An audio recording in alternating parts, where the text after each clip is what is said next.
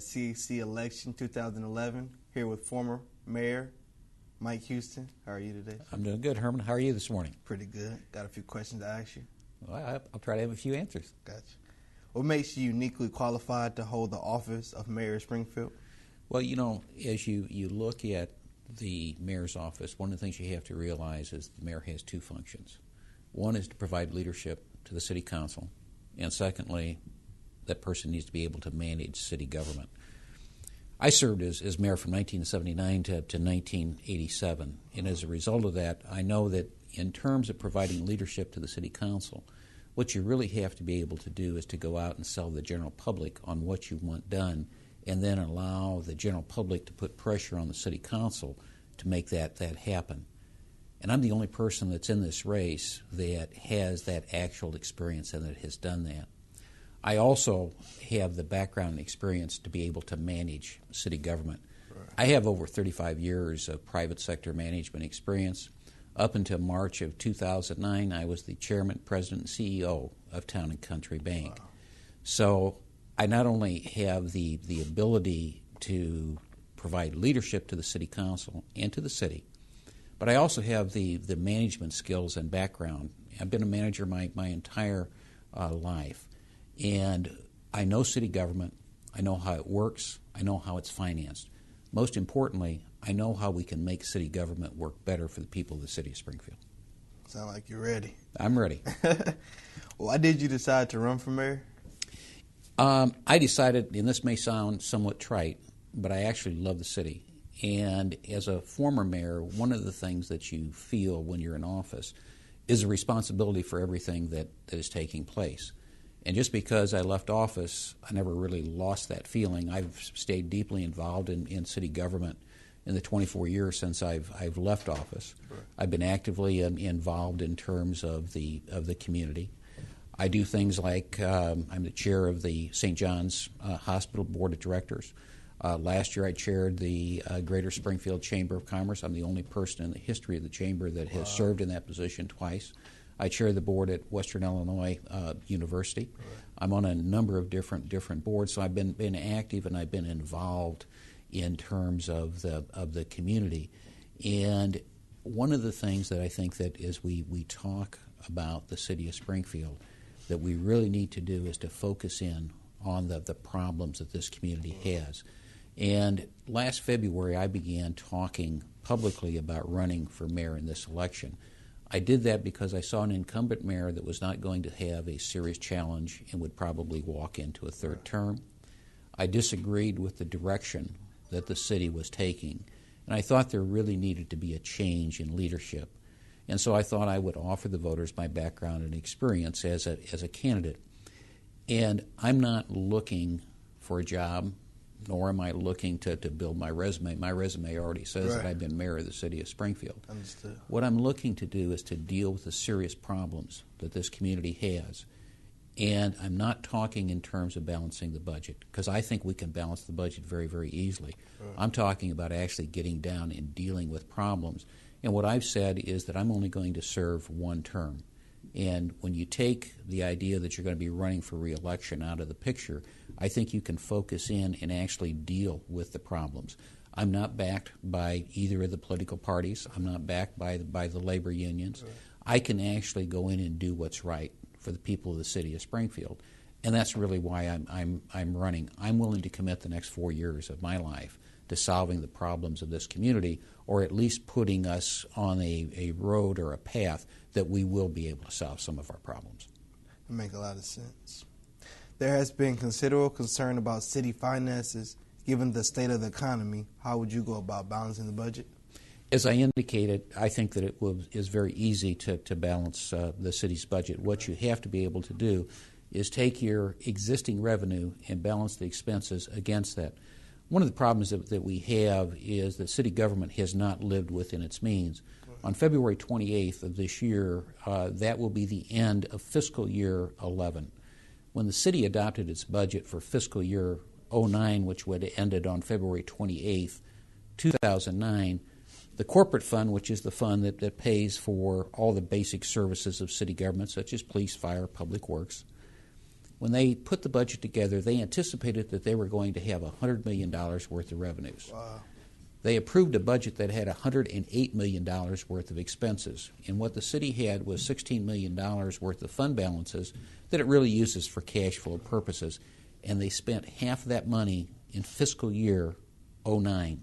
And then they couldn't understand why they were $20 out of whack the following year. Well, anyone who has any sense would realize that you're going to have problems when you're spending money that you don't have, which they did during fiscal year '09. And now the city has no fund balance whatsoever, so that they've actually spent over a couple years $16 million that they had built up over a period of time. The city now has cash flow problems. And one of the things that we really have to do is to focus in on expenses. I think we have to live within the revenue stream that we have and right-size city government. I think that over the last 8 years, city government has become a political operation. City Water, Light, and Power has literally become a political fiefdom. And one of the things I talked about, and I talked about it when I made my official announcement, is I'm going to do an audit of every position in city government. And I feel that there are a number of positions where people are actually not producing anything for the taxpayers of the city. And for people that were hired for political purposes who are not doing anything, we're going to eliminate those positions.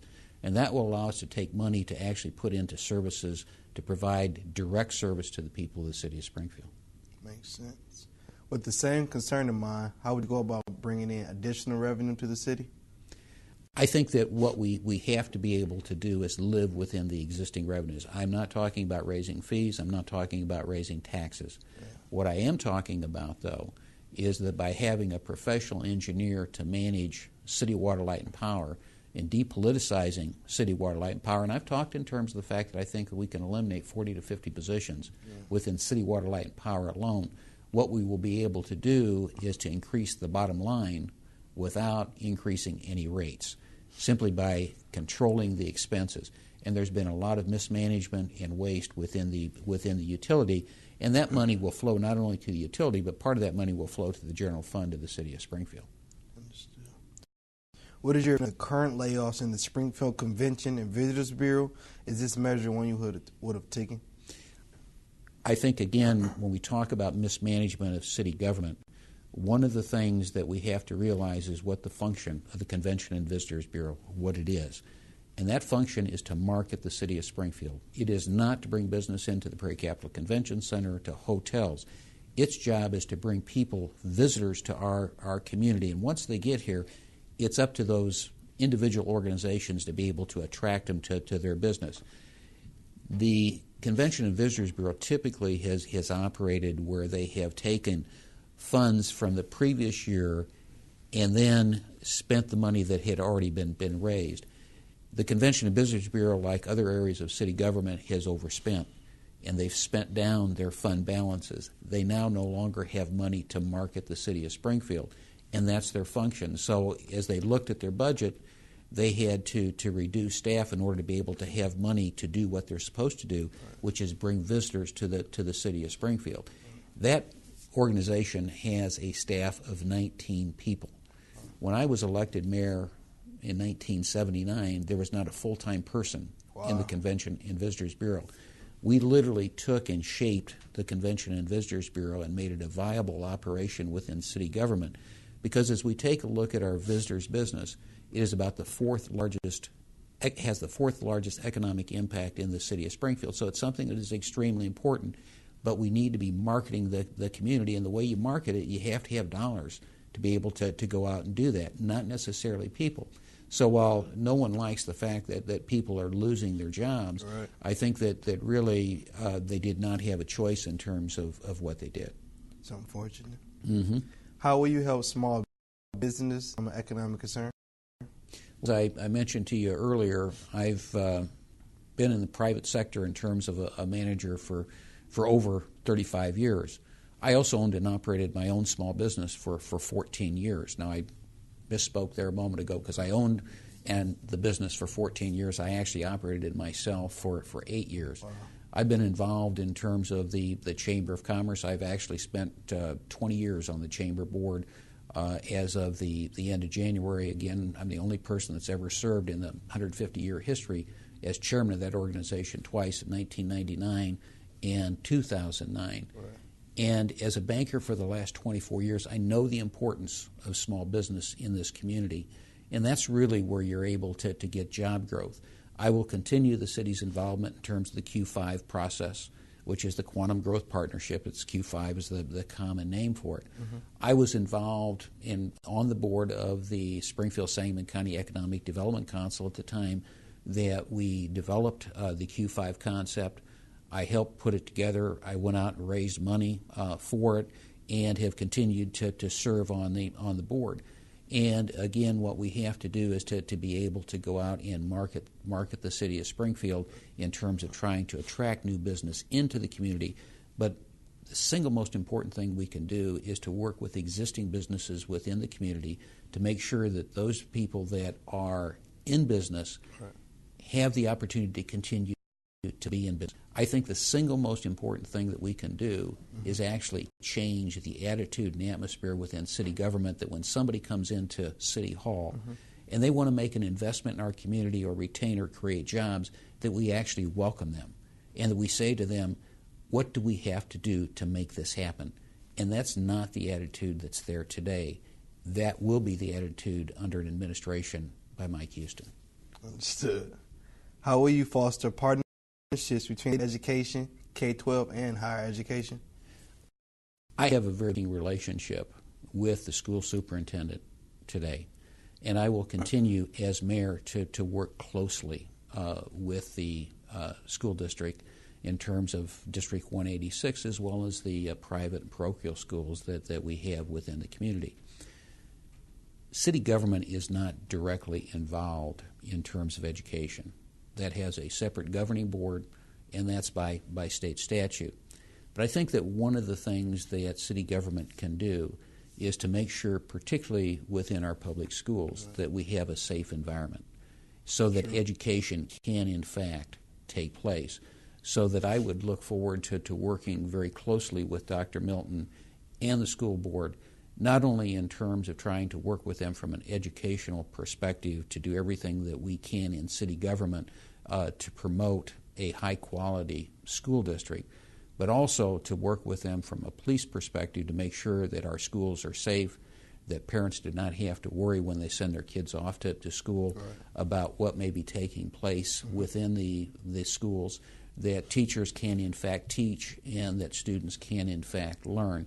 So I think that the mayor, while not directly in charge of or involved in the education of students within School District 186, can play a very, very important role by having a good working relationship with good two-way communications with the school superintendent and make sure that we are providing an adequate level of police protection within our public schools.